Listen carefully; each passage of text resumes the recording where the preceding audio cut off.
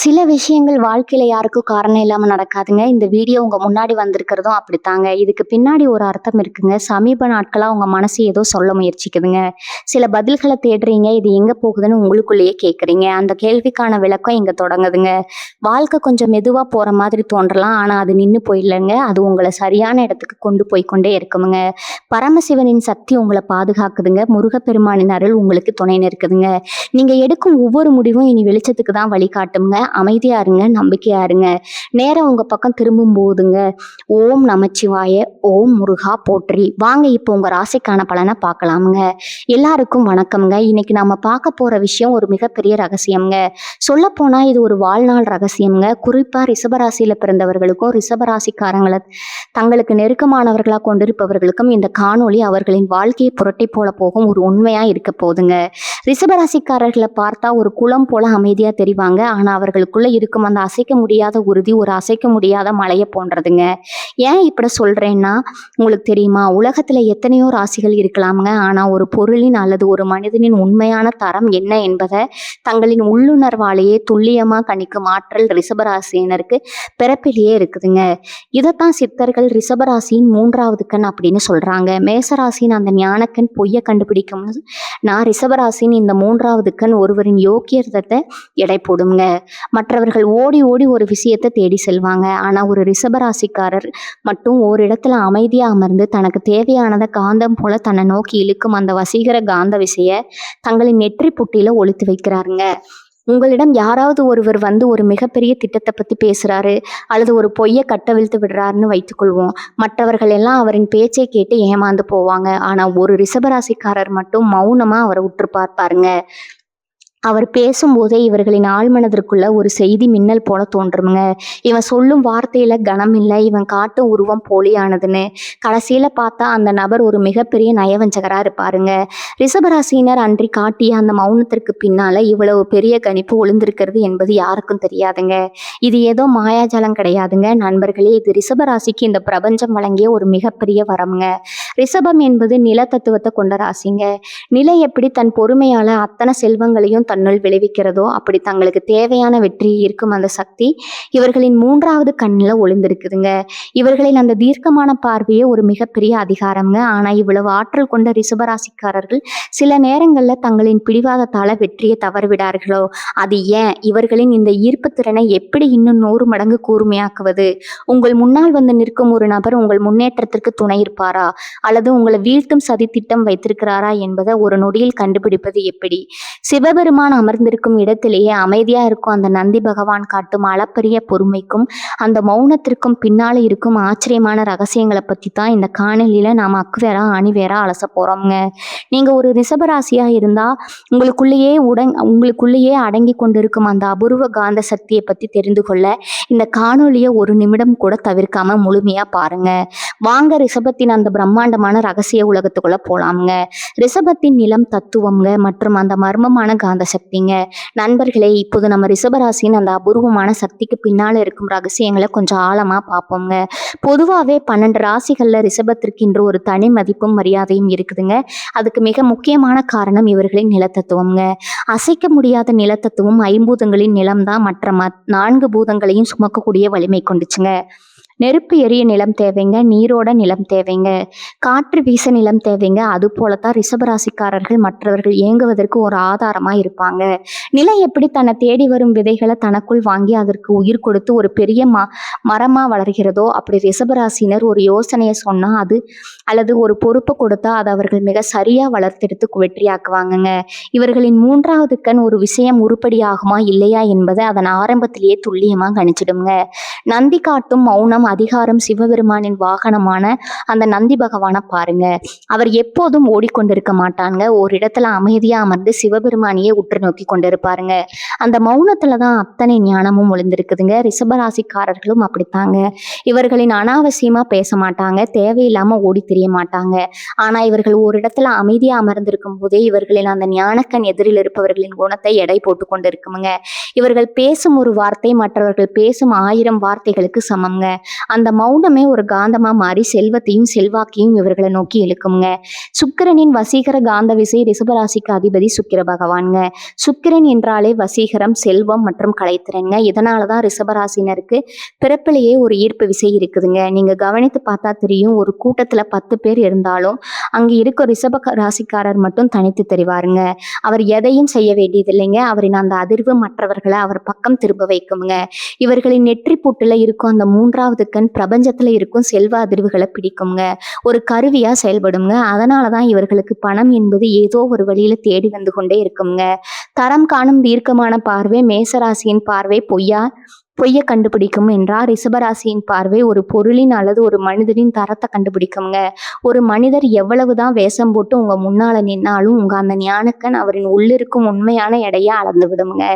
இவன் நமக்கு சரிப்பட்டு வருவானா, இந்த தொழில் நமக்கு லாபம் தருமா என்ற கேள்விகளுக்கு இவர்களின் ஆழ்மனம் ஒரு நொடியில விடை தந்துருங்க. இவர்களின் கட் ஃபீலிங்னு சொல்லப்படும் அந்த உள்ளுணர்வு ஒருபோதும் இவர்களை கைவிட்டதில்லைங்க. மற்றவர்கள் ஒருவரை நம்பி ஏமாந்த பிறகு வருந்துவாங்க. ஆனா ரிஷபராசினர் ஆரம்பத்திலேயே அவரை ஒதுக்கி வைத்து தப்பித்து விடுவாங்க. விடாமுயற்சி எனும் விஸ்வரூபம் நிலம் எப்படி பொறுமையா இருந்து எல்லாவற்றையும் தருதோ அப்படி ரிஷபராசினருக்கு பொறுமை ரொம்ப அதிகம்ங்க. ஆனா அந்த பொறுமைக்கு ஒரு எல்லையும் இருக்குதுங்க. ஒரு முறை இவர்கள் ஒரு இலக்க முடிவு செய்துட்டா அதை அடையும் வரை இவர்கள் பின்வாங்க மாட்டாங்க. அந்த விடாமுயற்சி தான் இவர்களின் 3வது கண்ணிற்கு தேவையான ஆற்றலை வழங்குதுங்க. நண்பர்களே, உங்க வாழ்க்கையில நீங்க ஏன் சில நேரங்கள்ல மற்றவர்களிடமிருந்து ஒதுங்கி அமைதியா இருக்கிறீங்கன்னு யோசிச்சிருக்கீங்களா? அது உங்க பலவீனம் இல்லைங்க, அது உங்கள் பலம்ங்க. நீங்க அமைதியா இருக்கும்போது தான் உங்க அந்த காந்த விசை முழுமையா வேலை செய்ய தொடங்குதுங்க. இந்த அசைக்க முடியாத உறுதி உங்களுக்குள்ள இருக்கிறதா? நீங்க நினைத்த காரியம் உங்களை தேடி வந்திருக்கிறதா? அதை இப்போதே கருத்து பெட்டியில சொல்லுங்க.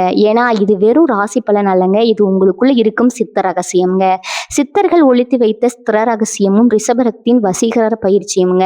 நண்பர்களே, இப்போது நாம் இந்த தேடலின் மிக முக்கியமான இடத்திற்கு வந்திருக்கிறோம்ங்க. ரிஷபராசினருக்கு பிறப்பிலேயே அந்த காந்த ஈர்ப்பு விசை இருந்தாலும் அதை எப்படி செயல்படுத்துவதுன்னு தெரியாம பலரும் சாதாரண மனிதர்களாகவே வாழ்ந்து கொண்டிருப்பாங்க. சித்தர்கள் தங்கள் ஏடுகளிலே சில ரிஷபராசினருக்காக சில ரகசியங்களை மறைச்சு வச்சிருக்காங்கங்க. அது என்னன்னு இப்ப பார்ப்போம்ங்க. மூலாதாரத்தின் வலிமை நமது உடல்ல இருக்கும் 7 சக்கரங்கள்ல அடிப்படையா இருப்பது மூலாதார சக்கரம்ங்க.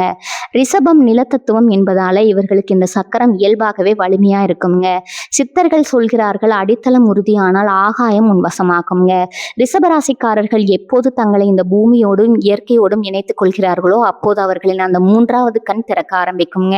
நீங்க கவனித்து பார்த்தா தெரியும், ரிஷபராசினர் செடி கொடிகள் அல்லது இயற்கையான சூழல்ல இருக்கும்போது அவர்களின் மனத்தெளிவு மிக அதிகமா இருக்குங்க. அந்த சமயத்துல அவர்கள் எடுக்கும் முடிவுகள் ஒருபோதும் தோற்பதில்லைங்க. நந்தி பகவான் காட்டும் காத்திருப்பு ரகசியம்ங்க.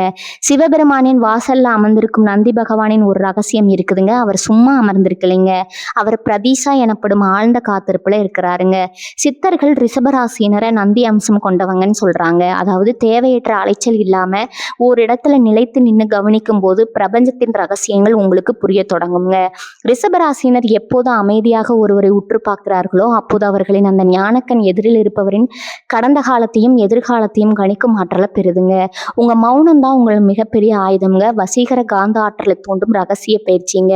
சித்தர்கள் ரிஷபராசினுக்கு ஒரு மிக முக்கியமான பயிற்சியை சொல்றாருங்க. இது உங்கள் நெற்றி புட்டுல இருக்கும் அந்த ஈர்ப்பு விசையை தூண்டுங்க. சந்தன ரகசியம். சுக்கிர பகவானுக்கு உகந்த பொருள் சந்தனம்ங்க. தினமும் காலையில குளிர்ந்த பிறகு தூய்மையான சந்தனத்தை உங்க 2 புருவங்களுக்கும் இடையில ஆக்ஞான சக்கரம் இட்டு கொள்ளுங்க. அந்த சந்தனத்தின் குளிர்ச்சி உங்க மூளையை அமைதிப்படுத்துங்க. மனம் எப்போது அமைதியாகிறதோ அப்போது உங்க 3வது கண் கூர்மை அடையுங்க. நீங்க ஒருவரை சந்திக்க செல்லும் போது இப்படி செய்தா உங்களை அறியாமலேயே ஒரு காந்த ஈர்ப்பு ஏற்பட்டு அவர் உங்கள் வசப்படுவாருங்க. பூமி தாயுடன் உரையாடுதல். ரிஷபராசினருக்கு பணப்புழக்கம் அதிகரிக்கவும் செல்வத்தை ஈர்க்கவும் சித்தர்கள் சொல்லும் ஒரு எளிய பயிற்சி இதுங்க. அதிகாலையில வெறும் காலால புல்வெளி அல்லது வெறும் தரையில 5 நிமிடங்கள் நடங்க. பூமியில இருக்கும் அந்த நிலைத்தன்மை உங்கள் உடலுக்குள்ள இறங்குங்க. நிலம் எப்படி அத்தனை பாரத்தையும் தாங்கி கொண்டு பொறுமையா இருக்கிறதோ அதை போன்ற ஒரு பொறுமை உங்களுக்குள்ள வரும்போது உங்க முடிவுகள் தீர்க்கமானதா மாறுங்க. அப்போது நீங்க தொடும் காரியம் பொன்னாகுங்க. கையே ராசியான கைன்னு ஊரே சொல்லும் அளவுக்கு உங்க ஈர்ப்பு விசை அதிகரிக்குங்க. நுண் அதிர்வுகளை உணரும் கலை ரிஷபராசினருக்கு இசை மற்றும் சத்தங்களின் மீது ஒரு ஈர்ப்பு உண்டுங்க. சித்தர்கள் சொல்வது போல நீங்க அமைதியான மந்திர ஒலிகளை கேட்கும்போது உங்கள் உடலின் நுண்ணதிர்வுகள் சீராகுங்க. ஒரு மனிதன் பொய்யான எண்ணத்தோடு உங்களை அணுகினா உங்கள் உடல்ல ஒரு விதமான நடுக்கம் அல்லது சங்கடம் ஏற்படுங்க. இது உங்கள் 3வது கண் உங்களுக்கு கொடுக்கும் எச்சரிக்கைங்க. அந்த சமிக்கையை புரிஞ்சு கொண்டா நீங்க துரோகிகளிடமிருந்து தப்பித்து விடலாமுங்க. நண்பர்களே, ரிஷபராசினர் பல நேரங்கள்ல தங்களை சாதாரணமானவர்கள்னு நினைச்சு கொள்றாங்க. ஆனா நந்தி பகவான் அசைந்தால் உலகம் அசையும் என்பதை மறந்து விடாதீங்க. உங்களுக்குள்ள இருக்கும் அந்த அசைக்க முடியாத மலை போன்ற உறுதியை நீங்க எப்போதாவது உணர்ந்திருக்கிறீங்களா? அல்லது இந்த காரியம் எனக்கு தான் கிடைக்கும்னு நீங்க நினைத்து அது உங்களை தேடி வந்திருக்கிறதா? அந்த அதிசயமான சம்பவத்தை மறக்காம கீழே உள்ள கருத்து பெட்டியில சொல்லுங்க. அடுத்த பகுதியில ரிஷபராசினரின் அந்த வசீகர சக்தி எப்போது குறையுது, உங்களை ஏமாற்ற நினைப்பவர்களை உங்க ஈர்ப்பு விசை எப்படி உங்களுக்கு அடையாளம் காட்டும், அந்த 5 ரகசிய அடையாளங்களை பத்தி நம்ம பார்க்க போறோம்ங்க. தவறாம பாருங்க. ஏமாற்றும் மனிதர்களை கண்டறிய ரிஷபராசினருக்கான 5 ரகசிய அடையாளங்கள்ங்க. இதுவரை நம்ம ரிஷபராசினரின் ஆன்மீக மற்றும் காந்த சக்தியை பத்தி பார்த்தோம்ங்க. இப்போது மிக முக்கியமான இடத்திற்கு வந்திருக்கிறோம்ங்க. நிஜ வாழ்க்கையில ஒரு நபர் உங்க முன்னாடி வந்து நிற்கும் போது அவர் உங்களை ஏமாற்ற திட்டமிடுகிறார் என்பதை உங்க அந்த ஞானக்கண் எப்படி 5 வழிகள்ல உங்களுக்கு தெரியப்படுத்துங்கிறத பார்க்கலாமுங்க. இதை நீங்க கவனிச்சாலே போதும், எப்பேற்பட்ட சூழ்ச்சியில் இருந்தும் நீங்க தப்பித்து விடலாமுங்க. சொற்களின் கனம் குறைதல்ங்க. ரிஷபராசினர் இயல்பாகவே எதையும் ஆழமா சிந்திப்பீங்க. நீங்க ஒருவரிடம் பேசும்போது அவரின் வார்த்தைகளை மட்டும் கேட்க மாட்டீங்க, அந்த வார்த்தைக்கு பின்னால இருக்கும் உண்மையின் எடையை உங்கள் மனம் அளவிடுங்க. ஒரு நபர் உங்களை ஏமாற்ற நினைக்கிறார்னா அவர் பேசும் வார்த்தைகள் மிக மென்மையாக கவர்ச்சியானதாக இருக்குங்க. ஆனா அதுல உறுதி இருக்காதுங்க. நிலம் தத்துவம் கொண்ட உங்கள் அறிவுக்கு அந்த வார்த்தைகளின் போலித்தனம் சட்டென்னு தெரிஞ்சிடுங்க. இவன் பேச்சுல ஒரு நேர்மை இல்லையேன்னு உங்க உள்மனம் சொல்லுங்க. அந்த முதல் கணமே நீங்க எச்சரிக்கையா இருக்க வேண்டிய தருணமா இருக்க போதுங்க. மௌனம் தரும் மரணாடி. இது ரிஷபராசிக்காரர்களுக்கே தெரியாம அவர்கள் செய்யும் ஒரு மிகப்பெரிய தந்திரம்ங்க. யாராவது உங்களிடம் பொய் சொல்றாருன்னா உங்களுக்கு தோன்றினா நீங்க பதட்டப்பட மாட்டீங்க. மாறா நீங்க இன்னும் அமைதியா அவர்களை உற்று பார்ப்பீங்க. இந்த மௌனம் ஏமாற்ற வந்தவனுக்கு ஒரு வித நடுக்கத்தை கொடுக்குங்க. உங்க மௌனத்தை தாங்க முடியாம அவன் அந்த பொய்யை மறைக்க இன்னும் பல பொய்களை சொல்லி கொண்டே போவாங்க. ஒரு கட்டத்துல அவனது முரண்பாடான பேச்சை அவனை உங்களுக்கு காட்டி கொடுத்துடுங்க. உங்க மௌனமே ஒரு பொய் கண்டறியும் கருவியா அங்க செயல்படுங்க. அளவுக்கு அதிகமான முகஸ்துதி மற்றும் போலி பாசம். ரிஷபராசிக்கு அதிபதி சுக்கிரன் என்பதால உங்களுக்கு அன்பு மற்றும் மரியாதையின் மீது அதிக நாட்டம் இருக்குங்க. ஆனா எங்கே உண்மையான அன்பு முடியுதுன்னா எங்கே போலி புகழ்ச்சி தொடங்குறது என்பதை உங்களை அந்த ஞானக்கண் துல்லியமா அறியுங்க. உங்களை ஏமாற்ற நினைப்பவர்கள் உங்களை வானளவா புகழ்வாங்க. உங்களுக்கு தேவையற்ற முக்கியத்துவத்தை கொடுப்பாங்க. அப்பொழுது உங்களுடைய அறிவு கேட்கும் ஒரே கேள்வி, இவன் ஏன் திடீர்னு இவ்வளவு பாசம் காட்டுறான், இதுக்கு பின்னால என்ன லாபம் இருக்கிறதுங்கிறதாங்க. அந்த ஒரு வினாடியே உங்களை மிகப்பெரிய வீழ்ச்சியிலிருந்து காப்பாத்துங்க.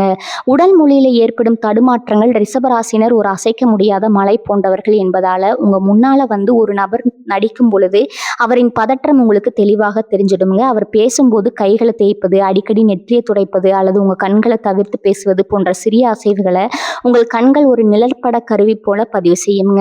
இவன் உருவம் நிலையாக இல்லையே, இவன் அசைவுகள் ஒரு கள்ளத்தனம் இருக்கிறதுன்னு உங்க 3வது கண் உங்களுக்கு எச்சரிக்கை சமிக்கைகளை அனுப்புங்க.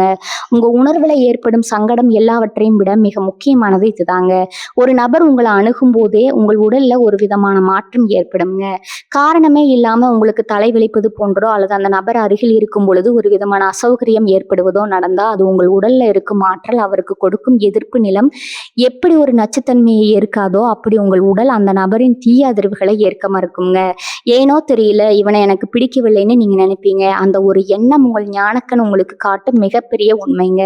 நண்பர்களே, ரிஷபராசிக்காரர்கள் ஏமாறுவது அவர்களின் அறிவால கிடையாதுங்க, அவர்களின் பொறுமையானதாங்க. ஒரு நபர் தவறானவர்னு தெரிந்தும் சரி போகட்டும் திருந்துவான்னு நீங்க கொடுக்க அந்த தவணை தான் உங்களை சிக்கல்ல மாட்ட வைக்குதுங்க.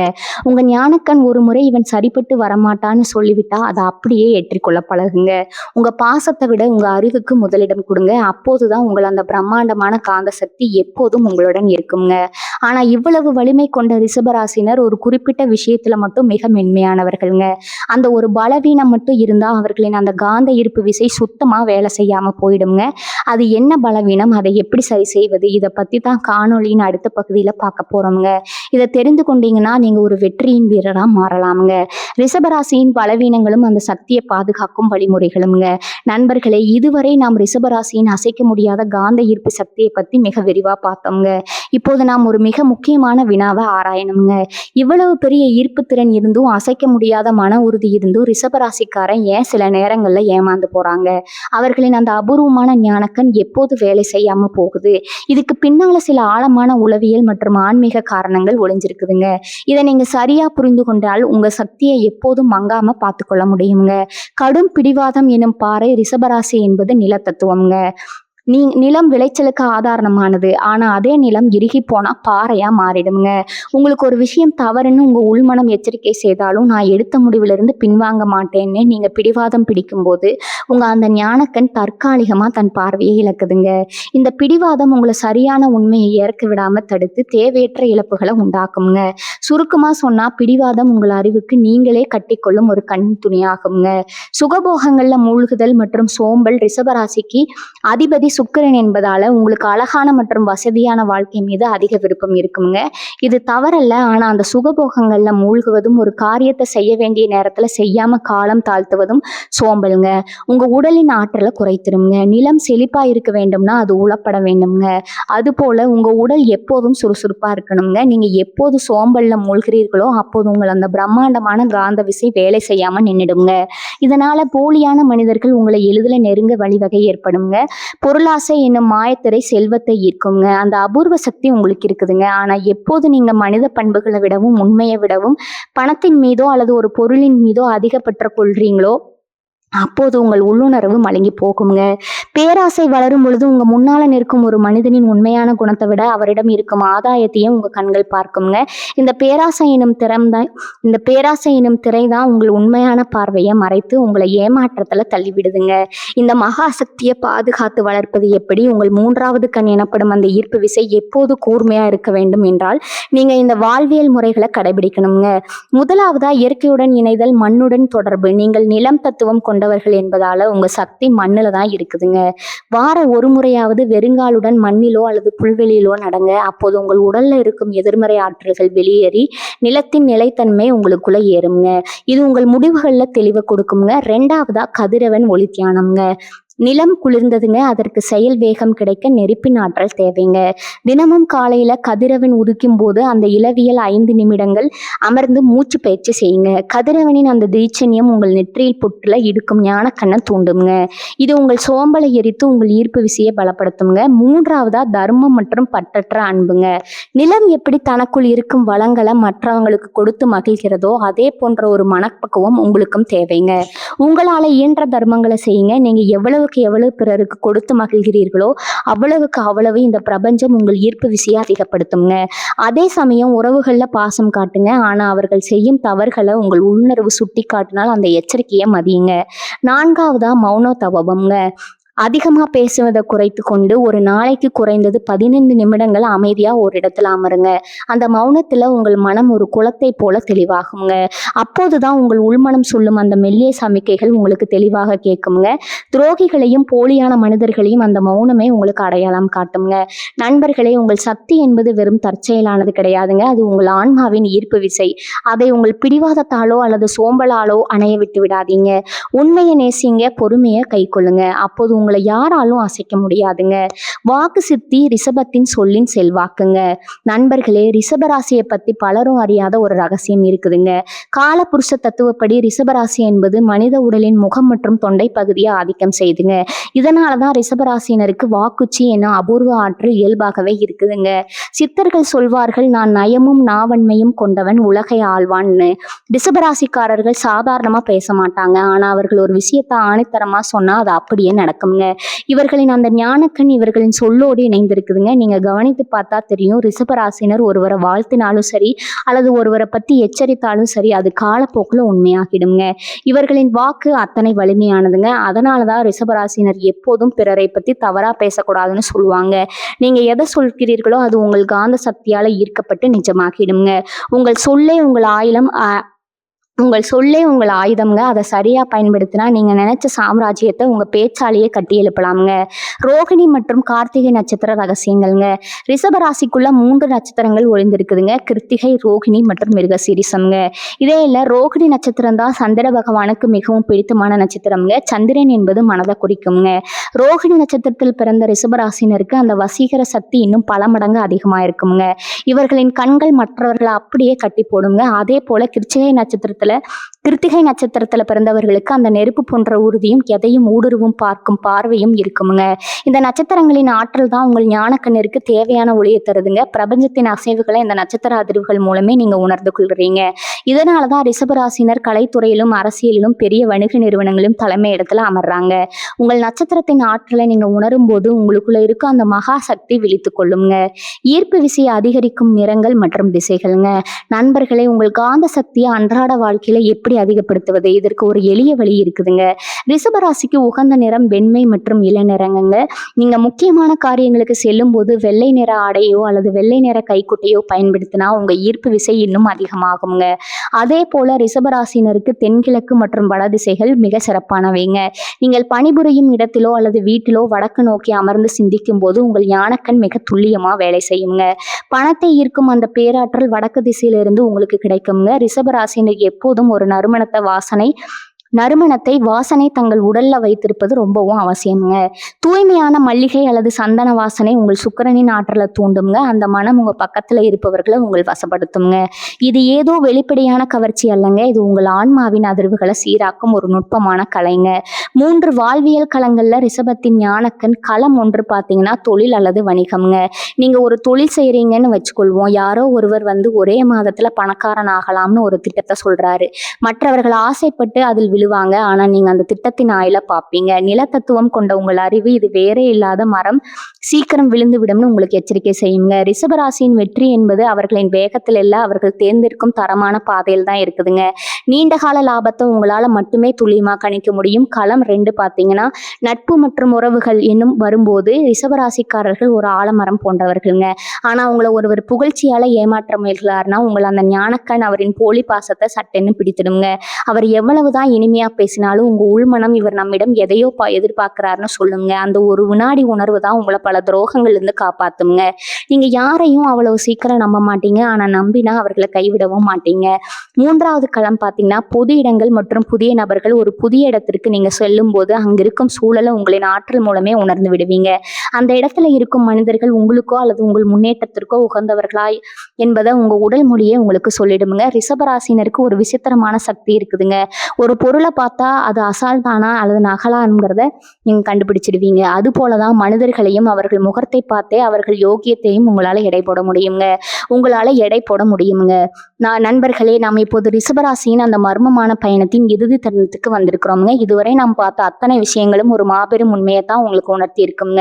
ரிஷபராசி என்பது வெறும் ராசி பலன்களால் ஆளப்படும் ஒரு அடையாளம் மட்டுமல்ல, அது அசைக்க முடியாத பொறுமையாலும் அளப்பரிய காந்த சக்தியாலும் இந்த பிரபஞ்சத்தை ஆளப்போகும் ஒரு தெய்வீக அம்சம்ங்க. சிவபெருமான் அமர்ந்திருக்கும் இடத்துல அசையாமல் அமர்ந்து உலக இயக்கங்களை ஒரு சாட்சியா கவனிக்கும் அந்த நந்தி பகவானின் வாரிசுகள் நீங்க. உங்க முன்னே நிற்கும் ஒரு நபர் எத்தனை தந்திரங்கள் செய்தாலும் உங்க மௌனம் எனும் அந்த 3வது கண் அவர் உண்மையான தரத்தை ஒரு நொடியில எடை போட்டுடுங்க. மற்றவர்கள் ஓடி ஓடி தேடும் வெற்றியை நீங்க உங்களிடத்திலே அமர்ந்து உங்கள் எண்ண வலிமையால இருக்க மாற்றல் கொண்டவங்க. ஆனா இந்த மகா சக்தியை நீங்க எப்போதும் தக்க வைத்துக் கொள்ளணும்னா 2 முக்கியமான உண்மைகளை உங்க இதயத்துல ஆழமா பதித்துக் கொள்ளணுங்க. 1, உங்கள் பொறுமை என்பது பலவீனம் அல்லங்க, அது உங்களின் மிகப்பெரிய ஆயுதம்ங்க. 2வது, பிடிவாத எனும் பாறை உங்கள் ஞானக்கண்ணை மறைக்காம பார்த்துக்கொள்ளுங்க. எப்போது நீங்க மௌனமாகவும் விழிப்புடனும் இருக்கிறீர்களோ அப்போது இந்த பிரபஞ்சத்தின் அத்தனை செல்வங்களும் உங்களை தேடி வருங்க. வாழ்க்கையில பல முறை நீங்க மெதுவானவர்கள்னு கேலி செய்யப்பட்டிருக்கலாம்ங்க. ஆனா நினைவில் கொள்ளுங்க, நிலநடுக்கம் வரும் வரை பூமி அமைதியா இருக்குங்க. அது அசைந்தா உலகம் அதிருமுங்க. உங்க அந்த அமைதியான ஆளுமை தான் உங்க சொத்துங்க. இனி உங்க பாதையில யாராவது சூழ்ச்சி செய்தாலோ அல்லது உங்களை தடுக்க நினைத்தாலோ கவலைப்படாதீங்க. உங்க ஞானக்கண் உங்களுக்கு சரியான பாதையை காட்டுங்க. அந்த சிவபெருமானின் அருள் எப்போது எப்போதும் உங்க மேல் பொழிந்து கொண்டே இருக்குங்க. இந்த பிரபஞ்சத்தின் ரகசியங்கள் இன்னும் ஆழமானவைங்க. நம் முன்னோர்கள் மறைத்து வைத்த இந்த ஆன்மீக உண்மைகள் உங்க வாழ்க்கையில ஒரு புதிய வெளிச்சத்தை தந்திருக்கும்னு நான் நம்புறேங்க. உங்க அனுபவங்கள் அல்லது உங்க வாழ்க்கையில நடந்த சுவாரஸ்யமான சம்பவங்களை மறக்காம கீழே கருத்து பெட்டியில என்னுடன் பகிர்ந்து கொள்ளுங்க. இது போன்ற இன்னும் பல அரிய ஆன்மீக தகவல்கள், சித்தர்களின் ரகசியங்கள் மற்றும் நம் தமிழ் பண்பாட்டின் மறைக்கப்பட்ட உண்மைகளை தொடர்ந்து அறிந்து கொள்ள நமது சேனலை மறக்காம பின்தொடருங்க. அந்த பெல் ஐகானையும் அழுத்திக் கொள்ளுங்க. அப்போதான் எங்களின் அடுத்த ஆன்மீக தேடல்கள் உங்கள் உடனுக்குடன் வந்து சேருமுங்க.